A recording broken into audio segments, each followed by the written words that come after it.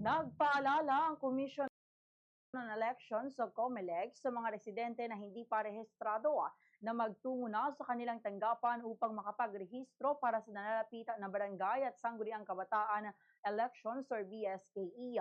Sa panayam ng Bombo Radio Kawayan kay Attorney Johanna Vallejo, election officer ng COMELEC Kawayan City, sinabi niya na tuloy-tuloy ang voters registration at tatagal ito hanggang ika-18 ng Mayo.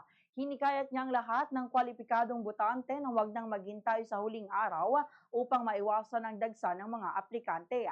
Binigyang din ni Attorney Vallejo sa mga magpapa-online reactivation na tiyaking kompleto ang kanilang requirements at agad na isumite ang kinakailangang dokumento sa tinakdang panahon upang hindi maantala ang kanilang aplikasyon.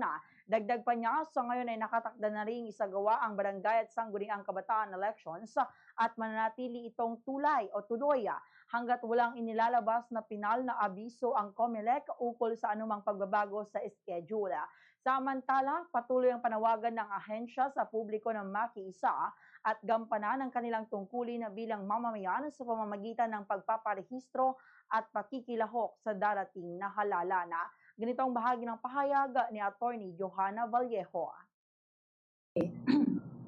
Take note po, iba po yung online reactivation versus sa online registration. Wala pong online registration dito.